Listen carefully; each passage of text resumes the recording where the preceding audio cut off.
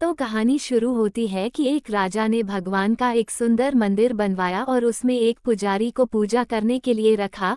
काफी समय बीत गया, राजा की भी उम्र हो गई थी और पुजारी की भी उम्र हो चली थी। लेकिन राजा का एक नियम था कि वो हर सुबह अपने सैनिक के साथ एक फूलों की माला भिजवाया करता था और उस माला को पुजारी जी भगवान श्री कृष्ण को चढ़ाया करते थे। उसके बाद जब राजा भगवान के दर्शन करने आया करते थे तब पंडित जी उस माला को भगवान के गले से निकालकर राजा के गले में डाल दिया करते थे। ये लगभग रोज की दिनचर्या बन गई थी। पुजारी जी बूढ़े हो चले थे और राजा भी बूढ़े हो चले थे। एक दिन राजा की तबीयत खराब हो जाती है तो राजा ने माला सिपाही के हाथ भिजवाते हुए सिपाही से कहा कि पंडित जी कहना कि आज हमारी तबीयत ठीक नहीं है तो आज हम आ नहीं पाएंगे, तो आज हमारा इंतजार न करें। उसके बाद सिपाही ने माला जाकर पुजारी जी को दे दी और सारी बात पंडित जी को बताई। पंडित जी ने भी माला को श्री कृष्ण को चढ़ा दी। तो उसके बाद पंडित जी ने सोचा कि इतने साल गुजर गए कि भगवान की इस माला को हमेशा राजा जी को ही पहनाई है, लेकिन आज तक मैंने कभी इस माला को कभी खुद नहीं पहना। तो हो सकता है कि जरूर यह प्रभु की इच्छा है कि इतने सालों में आज मौका मिला है कि प्रभु की इस माला को मैं अपने गले में पहन पाऊँ। तो ये तो परंपरा ही थी कि प्रभु की वह माला तो निकलती ही थी, तो इस बार पंडित जी ने वह माला अपने गले में डाल ली। लेकिन तभी सिपाही दौड़ते हुए आया और बोला कि महाराज को वहाँ कुछ ठीक नहीं लग रहा है, तो राजा साहब मंदिर की तरह ही आ रहे हैं, आप तैयारी करना शुरू कीजिए। राजा को लगा कि इतने सालों से बनी हुई परंपरा कहीं टूट न जाए, इसलिए वह मंदिर की ओर आने लगे। जैसे ही पंडित जी ने ये सुना उन्होंने तुरंत माला गले से निकल और भगवान को पहना दी। घबराहट में पंडित जी समझ नहीं पाए कि उन्होंने क्या गलती कर दी है। पंडित जी को लगा कि अगर राजा को पता चला तो वो उसे दंड दे देंगे। अब राजा आए तो रोज की तरह पंडित जी ने माला भगवान के गले से उतारी और राजा को पहना दी। लेकिन राजा की नज़र माला पर पड़ी, उसमें एक सफ़ेद बाल था।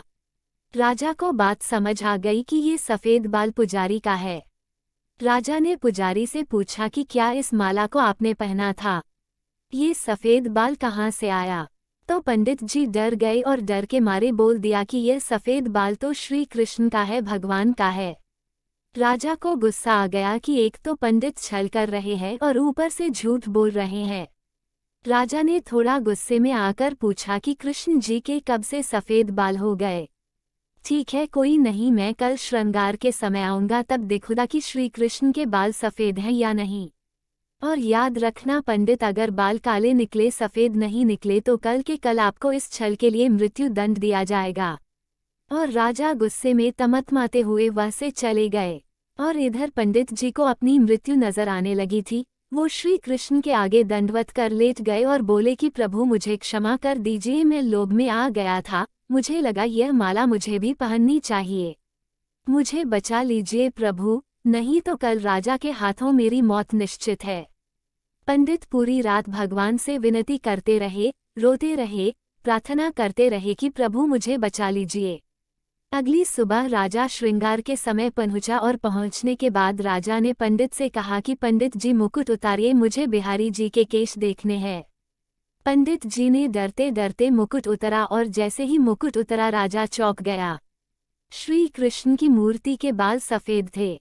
लेकिन राजा को लगा कहीं ऐसा तो नहीं कि पुजारी फिर कोई छल कर रहा है, कहीं इसने अपने जान बचाने के लिए बाल रंगवा तो नहीं दिए। तो बाल की जांच करने के लिए वो बाल तोड़ने लगे और जैसे ही राजा ने बाल तोड़े मूर्ति में से खून बहने लगा। राजा ये देखकर भगवान के चरणों में गिर गए, क्षमा मांगने लगे कि क्षमा कर दो भगवान, मुझसे बहुत बड़ा पाप हो गया, मैं शक में इतना अंधा हो गया कि मैं सही गलत भी भूल गया। तभी मूर्ति में से आवाज आई कि राजा तुमने मुझे सिर्फ मूर्ति माना, इसलिए मैं आज से तुम्हारे लिए सिर्फ मूर्ति हूँ। लेकिन इस पुजारी ने मुझमें साक्षात भगवान देखा, इसीलिए उसकी जान बचाने के लिए मुझे अपने बालों को सफ़ेद करना पड़ा। खून की धारा बहनी पड़ी ताकि तुम्हें समझा पाऊँ। और उसके बाद राजा को अपनी गलती पर पछतावा हुआ, लेकिन अब कुछ नहीं हो सकता था। इसलिए तो कहते हैं कि अगर मानो तो पत्थर में भी भगवान है, नहीं तो साक्षात आपके सामने भगवान आ भी जाए तब भी आप उनसे उनकी सत्यता मांगेंगे। अगर आप सच में भगवान को देखना चाहते हैं तो आपके सिर्फ भाव होने चाहिए। ऊपर वाले पर बिना किसी शर्त के विश्वास रखो और अपने कर्म को निरंतर करते रहो, ऊपर वाला आपको उसका फल अवश्य देगा।